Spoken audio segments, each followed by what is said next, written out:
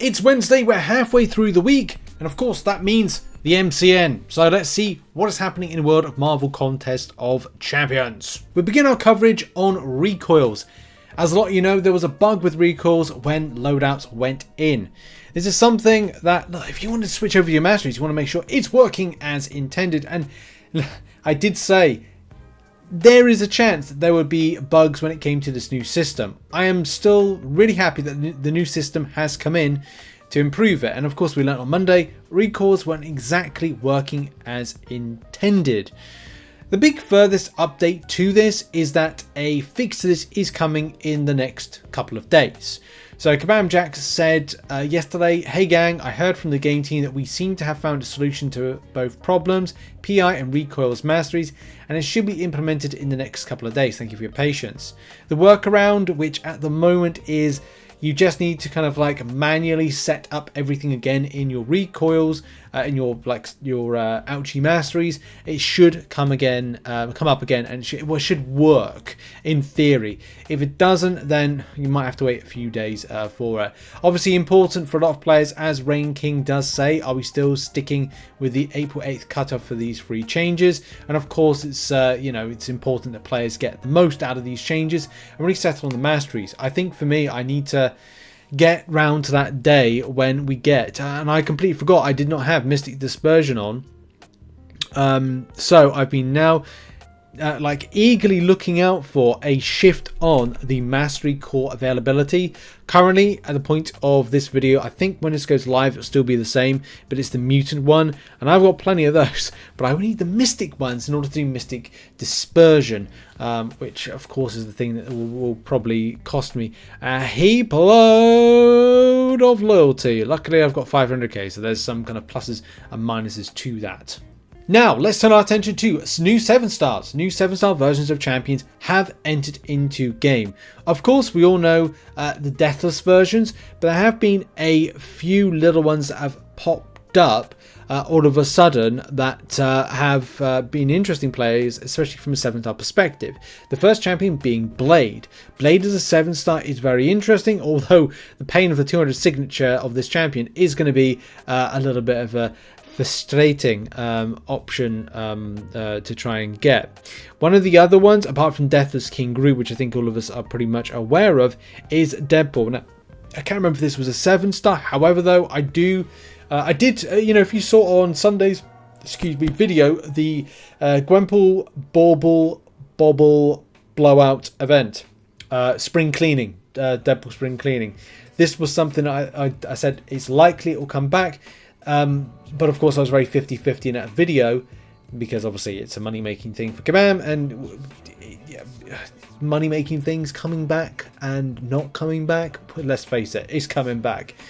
But of course this adds in a spicy element to it. A 7-star will probably be in the spending bundles, because look, given that 7-star Deadpool is probably like a 2 and 2 makes 4, doesn't it? So look, those are some new 7-stars that have been entered into it. Luke Cage, I think, has been mentioned as well going into this. I thought he was. I already thought he was a 7-star, but apparently not.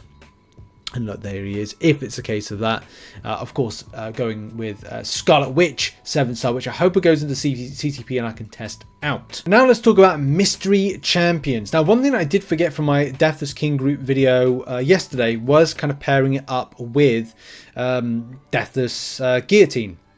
So there's been some very weird things when it comes to trying to get, find out who are some of these particular champions that are going to be in the synergies, new Deathless champions, for example. I saw Lostia put in the synergies Guillotine Deathless, we can see King Groot and Hulk. I always think we're going to get Deathless King Groot, but Hulk? So yeah, question mark there, what's that all about?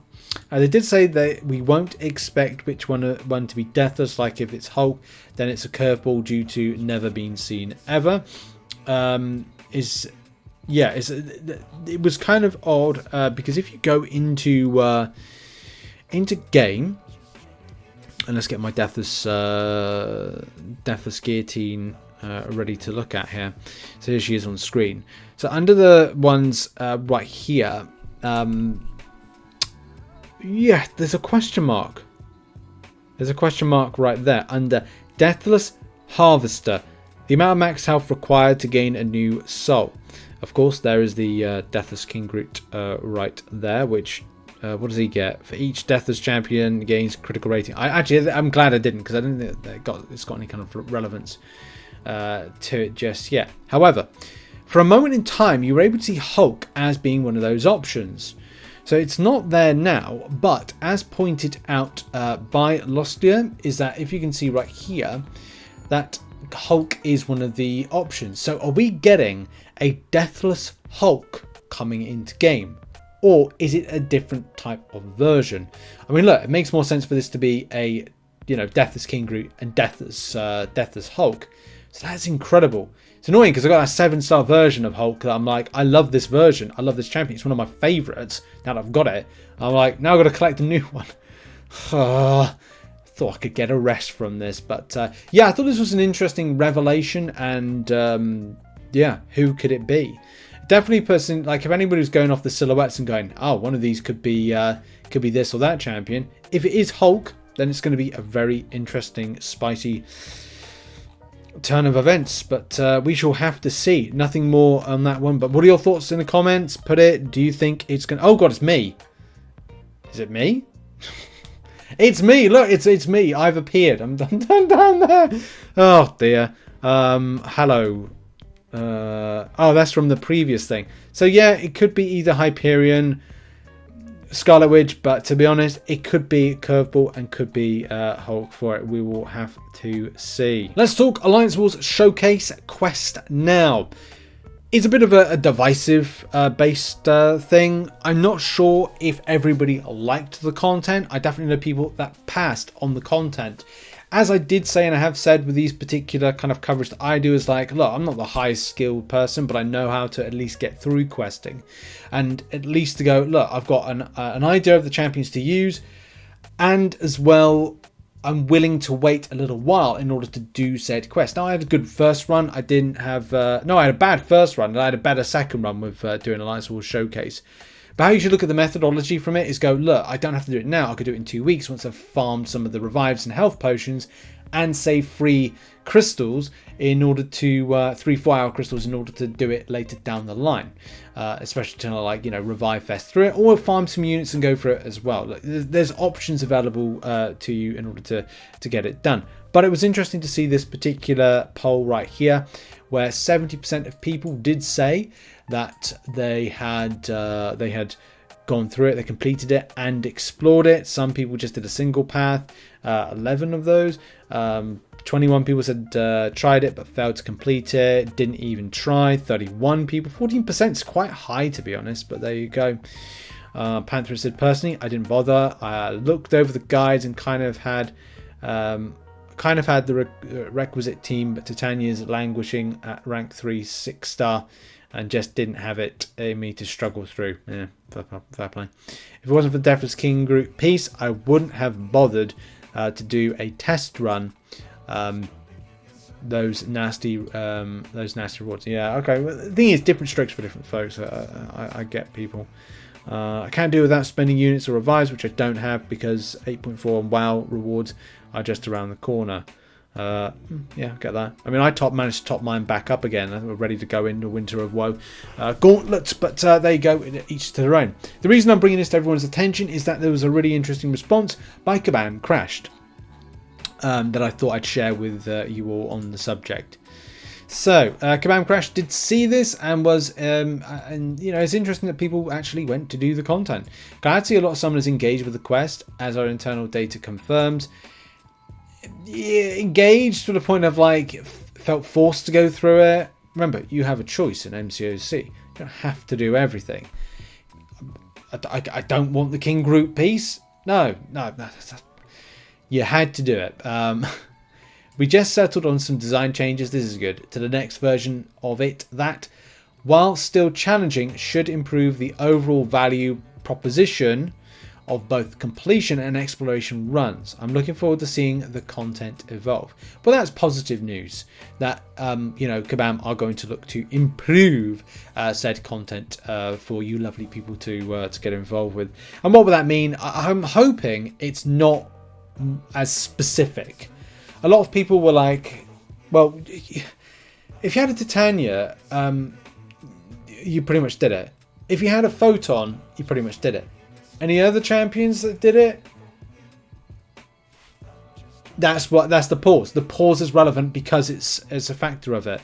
And that's the big thing, isn't it? When everything is too specific, it leads to problems, it leads to frustrations, and it leads to annoyance. And that's the thing that it provided. All of those things and more.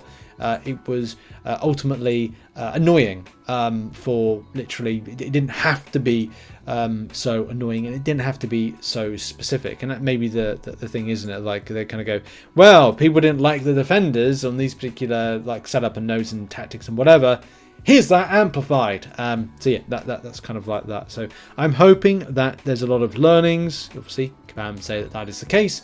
And we look forward to the next time that we get it, whenever we get it. Now, just before we go on to arena predictions, let's talk about diversity points. One thing since, the 29th of March and over the bank holiday weekend, it's not always good, is it? I think Kabam ended up working the bank holiday Monday, but I don't know how it applies as a holiday. Technically is a religious holiday of sorts, but again, like I thought it was the Kabam members of staff went on the Monday doing stuff, but obviously on the Friday was Good Friday, so I don't know whether obviously people weren't around to deal with the situation of diversity points applying first. Let's face it, a lot of us in the community are owed a lot of compensation. Kabam at the moment are very specific in what kind of compensation they give out for any kind of like situation. Alliance Wars is going to have apparently some nice compensation. I don't know what that means. We'll have to find out when the season ends. The season ends in about 6 days' time, and the payout will probably be on the 7th day time. So maybe 7 days from now, you might see the extra compensation.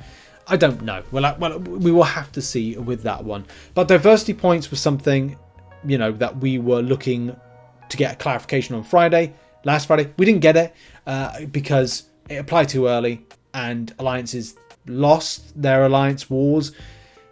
A lot of them due to those diversity point changes, which obviously many people mentioned, and of course it was incredibly frustrating. So where are we up to with it all now?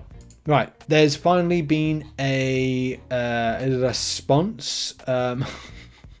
Sorry, I just saw this meme and I thought this was funny. Season 48. No, really, you can stop now. Yeah, that's pretty much relevant. And of course, from a response perspective, we did get an answer on April 1st. Kabam Jack said, we are aware of the issue. The team is currently discussing their plan of action. We'll report back when we have more information. Thank you for your patience. So at the point of recording this video, there hasn't been any further response to that. I'm just double checking whilst I'm recording this segment. No, there's not been nothing left, nothing yet on that particular element. We'll see what happens the next few days. Of course, there's an update. I'll let you know on Friday's MCN, maybe separate videos. I don't know, but we're going into guides time because there's new content dropping today. And let's end with arena predictions, which will be for Miles Morales and Werewolf by Night, my new favorite champion in lots of content. So predictions wise, I'm going with 26 mil for Werewolf by Night 6-star, and I'm going with 15 mil for Werewolf by Night 5-star. This kind of aligns to a similar Photon arena and how that ended, so I'm pretty certain on that. You may want to put 27 mil to be safe with the 6-star in the basic arena. Miles in a featured arena, the 6-star, go with 30 mil. That kind of aligns to a recent Thor Ragnarok arena with 20 mil as the 5-star again. The scores seem to be lowering down nowadays, so this is good news, but also, do be wary that they could be bumped up. We'll see what happens in round 2. And thank you very much for watching this video. Please check out some other content. I'll see you all with a new drop of new things that are happening in game later on today. Pretty excited. Cheers everybody. See you later. Bye bye.